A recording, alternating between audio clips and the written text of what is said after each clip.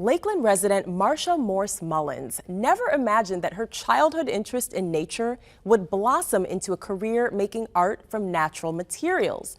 Today, Marcia is president of the Bartow Art Guild and a skilled artisan whose woven baskets are receiving international attention. My name is Marcia Morse Mullins. I am a basketry artisan.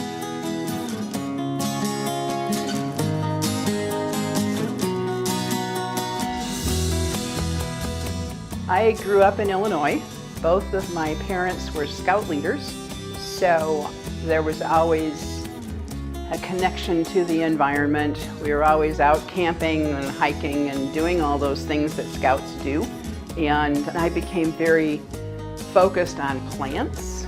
Ended up getting a degree in botany, and that's what I incorporated into my weavings. My very first experience with making baskets was when my kids were little, and a neighbor was trying to figure out what to do for Christmas, and she called me to say, hey, I found this book, let's see if we can make baskets. And as they say, that's history.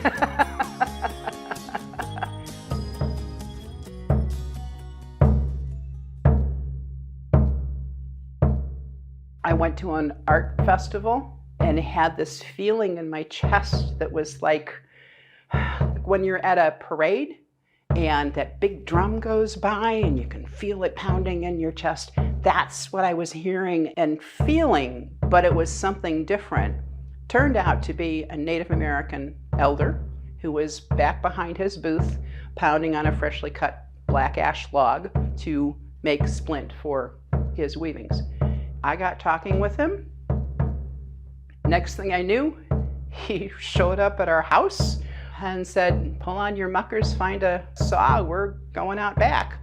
And he taught me the traditions of his tribe, which is Potawatomi, taught me the traditional techniques for selecting, felling, and preparing black ash tree for basketry.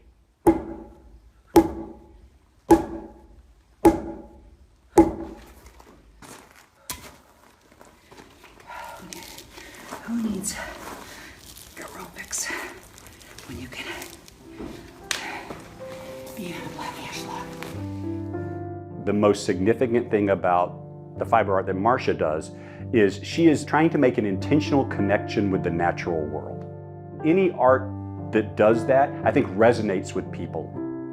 It's not just making a basket. It's making art and its tradition and its history, and the woman kneels down at the foot of the tree before she cuts it down and offers up a prayer. I had a Native American elder tell me that I should listen to the tree, for it would tell me what it wanted to become. And what he meant by that was that the spirit of the tree remains in whatever you make from its wood. When I get it back here, I finish preparing it so that it's down to the very thin, flexible splint that I use with my basketry, and I then weave with it. Sometimes I will plan a piece out in entirety. Other times, when it is a more naturally shaped piece, like my signature antler pieces, those just kind of happen. It has expanded my own horizons and understandings of what fiber art or basket art can be. There's just something very all-encompassing when you're actually making something out of the materials that you collected in the out of doors. Fiber arts do not get the credit they should. When they sit there and say it's just stitching or you're just making a basket, aren't you? I mean, it's just a basket. We did that in Girl Scouts, right? It's a slam. It's a slam. You wouldn't have clothes on your back if it weren't for fiber artists. You wouldn't have shoes. You wouldn't have hats. So it's always been important. Most of the basket makers that I come into contact with are female. It's a man's world. It's a man's world. In order for it to be acknowledged as fine art, We have to educate those that are showing it and those that are viewing it. And Marcia does a very good job of that. I have grown to think more of myself as being an artist, an artisan. The thing that took this to another level is having my work at Homofaber 2024, which is a huge exhibition held in Venice, Italy. I received an email out of the clear blue sky saying, hey, I'm an art researcher from the Michelangelo Foundation. We'd like to have your art in this show in Venice. Are you interested? And I thought, oh yeah, right. There are approximately 400 artists whose work are in Homofaber, and only 50 of those artists are from the US. We were all like, are you sure this is real? My God, get this checked out. Don't be sending one of your baskets to Italy.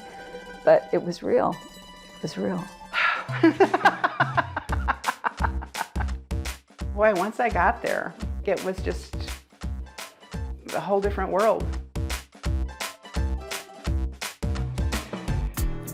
The thing that is appealing to people is the fact that you are making something yourself with your own hands. The same thing with throwing a pot or doing stitch work or whatever the mechanism is that you're using, whatever the medium is that you're working with, you're making it.